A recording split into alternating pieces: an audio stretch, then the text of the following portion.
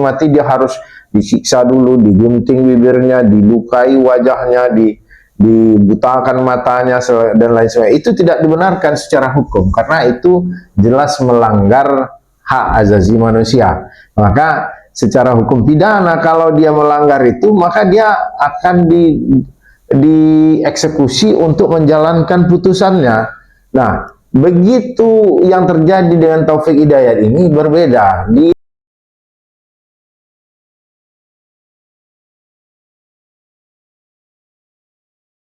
Setiap orang yang secara melawan hukum merampas kemerdekaan orang atau meneruskan perampasan tersebut dipidana dengan pidana penjara paling lama 7 tahun. Pasal 446 ayat 1 Undang-Undang Nomor 1 Tahun 2023 tentang KUH Pidana. Assalamualaikum warahmatullahi wabarakatuh. Alhamdulillahirabbil alamin, bersyukur kita kehadirat Allah Subhanahu wa taala atas segala nikmat yang sudah diberikan.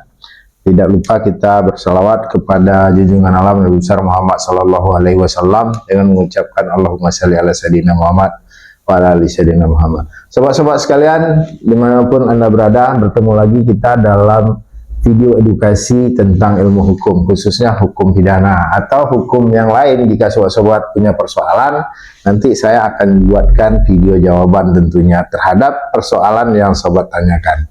Nah, sobat-sobat sekalian, dimanapun Anda berada, Indonesia dalam beberapa hari ini digemparkan dengan suatu tindakan yang dilakukan oleh seorang laki-laki dewasa, yang mana perbuatannya itu adalah menyekap atau menculikkah namanya, mengekang kemerdekaan orang, dan lain sebagainya. Bahkan perbuatannya ini tidak hanya sebatas melakukan penyekapan terhadap teman wanitanya atau yang dalam bahasa lain disebut dengan pacar, kekasih, dan tergantung daerah lah bagaimana penyebutannya. Tetapi pada intinya tidak ada hubungan perkawinan yang melekat di antara mereka berdua. Nah, dua-duanya adalah sama-sama manusia dewasa, sama-sama subjek hukum yang mempunyai hak dan kewajiban terhadap hukum. Nah, bagaimana hukum pidana melihat suatu peristiwa ini? Yang pertama yang harus kita bawahi, garis bawahi maksudnya, jangan kita bawahi ya, adalah adanya suatu peristiwa pidana. Apa peristiwa pidana di sini? Adalah perampasan kemerdekaan orang lain. Karena apa? Karena si laki-laki ini yang bernama Taufik Hidayat ini, dia tidak punya hak secara hukum untuk merampas kemerdekaan orang lain. Jadi tidak ada alasan pembenar, tidak ada alasan pemaaf bagi si Taufik Hidayat ini untuk melakukan perbuatannya. Maka perbuatan ini diancam pidana sebagaimana yang saya bacakan tadi di pembukaan, yaitu pasal 446 ayat 1 Undang-Undang Nomor 1 Tahun 2023 tentang KUHP. Perbuatannya jelas bahwa merampas kemerdekaan orang lain dan juga diselingi dengan penganiayaan. Karena kita lihat di visualisasi media online, di televisi juga, bagaimana kecacatan yang diakibatkan oleh perbuatan Taufik Hidayat ini sehingga mengakibatkan nauzubillah min zalik ya, perempuan ini, YTR ini sudah tidak berbentuk wajahnya. Kalau memanglah itu kenyataan, gambar-gambar yang beredar di media sosial itu adalah real atau fakta yang sebenarnya, maka ini suatu perbuatan yang sangat kejam sekali. Dan rasanya tidak pantas dilakukan oleh manusia yang bahkan untuk suatu penghukuman pun itu tidak dibenarkan melakukan penyiksaan yang seperti itu. Misalnya ketika seseorang divonis mati misalnya, atau ya katakanlah putusan tertinggi di pengadilan kita tentang pidana adalah vonis mati, maka sebelum orang ini divonis dieksekusi mati, dia harus disiksa dulu, digunting bibirnya, dilukai wajahnya, dibutakan matanya dan lain sebagainya. Itu tidak dibenarkan secara hukum karena itu jelas melanggar hak asasi manusia. Maka secara hukum pidana kalau dia melanggar itu, maka dia akan dieksekusi untuk menjalankan putusannya.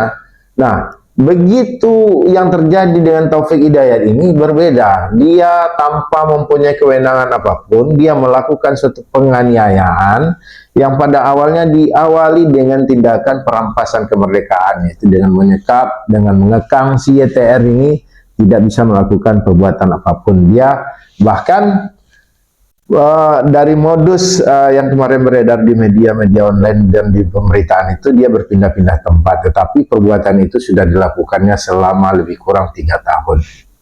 Nah, dari itu semua sehingga muncul Gubernur Jawa Barat ketika kasus ini mulai naik ke permukaan, muncul Gubernur Jawa Barat Kang Deddy Mulyadi untuk memberikan sayembara barang siapa yang bisa memberikan informasi atau melakukan penangkapankah terhadap si tersangka Taufik Hidayat yang melarikan diri ini, maka akan diberikan hadiah sebesar 250 juta rupiah. Nah, beberapa hari setelah itu tersangkanya dapat ditangkap. Tapi yang pembahasan dalam video ini, dalam hal ini saya tidak membahas apakah hadiah ini benar ada, diberikan kepada siapa, bentuknya bagaimana, saya tidak membahas tentang itu. Tetapi yang kita bahas adalah pasal apa yang paling tepat untuk dilakukan atau untuk disangkakan kepada si tersangka ini, dan bagaimana pertanggungjawaban pidana yang harus diambil atau diberikan kepada yang melakukan ini. Yang pertama, yang pasal yang untuk analisa ringan atau untuk perbuatan secara kasat mata ini adalah yaitu pasal 446 dengan ancaman penjara selama 7 tahun. Sebenarnya hukuman 7 tahun penjara ini tidak sebanding dengan penderitaan yang dialami korban, dengan kecacatan permanen yang dia alami yang tidak akan ada obatnya. Bayangkan dengan hanya 7 tahun penjara, itu hanya ancaman hukuman. Belum nanti pembuktiannya di pengadilan, apakah dia akan divonis 7 tahun, itu belum tentu. Apakah dia divonis lebih rendah, itu bisa kemungkinan ada. Kenapa? Karena ancaman maksimal itu hanya 7 tahun. Dan sangat jarang pengadilan menerapkan ancaman hukuman maksimal. Yang kedua, bagaimana dia harus mempertanggungjawabkan perbuatannya secara hukum pidana.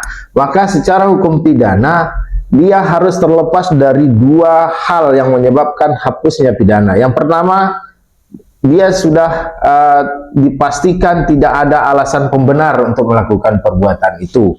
Yang kedua, dia juga jangan sampai memiliki alasan pemaaf untuk hapusnya pidana. Nah, alasan pemaaf ini salah satunya adalah seorang itu secara mental atau secara kejiwaan dia tidak dapat dipertanggungjawabkan atau tidak dapat dimintai pertanggungjawaban secara hukum pidana. Maka dari itu, sobat-sobat sekalian, para penegak hukum dan para praktisi hukum, mari sama-sama kita doakan supaya Taufik Hidayat ini sehat walafiat jiwanya.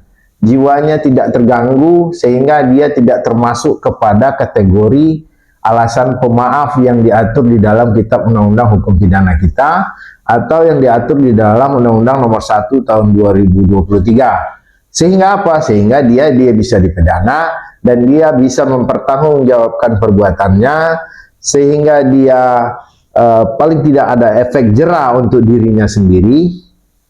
Dan juga tentu si korban dan atau keluarga korban akan merasa sedikit lebih lega. Kenapa? Karena si tersangka atau si pelaku ini bisa dijerat secara hukum pidana. Jadi sobat-sobat sekalian, maka di dalam pembacaan berita yang saya baca selama ini terhadap perkembangan kasus ini, pasal yang paling tepat untuk disangkakan kepada tersangka saat ini adalah pasal 446 ayat 1 dan juga junto pasal 446 ayat 2 yang ancaman hukumannya 9 tahun. Kenapa ada dijuntukan kepada pasal 446 ayat 2? Karena ada luka berat yang dialami oleh si korban, maksudnya YTR ini mengalami luka berat yang tidak akan bisa disembuhkan, yang mengakibatkan cacat permanen dan matanya dibutakan, dan ini sudah jelas memenuhi unsur-unsur pasal 446 ayat 2. Jadi kalau mau ditambah lagi dengan pasal berlapis, maka juga bisa disangkakan dengan pasal penganiayaan yang disangkakan kepada si terdakwa ini atau si tersangka ini. Jadi sobat-sobat sekalian, mudah-mudahan sekali lagi saya sampaikan dalam video ini, mudah-mudahan Taufik Hidayat ini sehat walafiat jiwanya, tidak terganggu jiwanya, tidak masuk dalam kategori orang yang memperoleh alasan pemaaf di dalam kitab undang-undang hukum pidana. Kenapa? Karena dari berita-berita yang beredar juga sudah menyebutkan ketika yang bersangkutan ini mengalami psikopat. Jadi ada sedikit gangguan kejiwaan yang dia alami oleh si tersangka ini, maka sangat patut sekali dan pantas sekali. Mari sama-sama kita doakan mudah-mudahan jiwanya sehat walafiat sehingga dia bisa mempertanggungjawabkan perbuatannya secara hukum pidana. Mudah-mudahan sobat-sobat sekalian share singkat ini bisa memberikan manfaat pengetahuan untuk sobat-sobat sekalian, dan jika menurut sobat-sobat sekalian video ini ada manfaatnya, silahkan di-share, dibagikan semuanya di dalam media sosial sobat-sobat sekalian. Mari sama-sama kita cegah perbuatan-perbuatan pidana dari orang-orang yang tidak bertanggung jawab. Dengan apa? Dengan cara memberikan pengetahuan, dengan cara memberikan edukasi, sehingga masyarakat bisa melek hukum dan sadar dengan akan kewajibannya. Terima kasih atas segala perhatian sobat-sobat sekalian, dan jika memang ada pertanyaan silahkan dibuat di kolom komentar, nanti saya akan berikan jawaban terhadap pertanyaan-pertanyaan dari sobat-sobat sekalian dalam bentuk video pembelajaran. Demikian, sekali lagi salah dan kurang dalam pemberian penjelasan singkat ini, mudah-mudahan ada manfaatnya. Bila taufiq wal hidayah. Wassalamualaikum warahmatullahi wabarakatuh.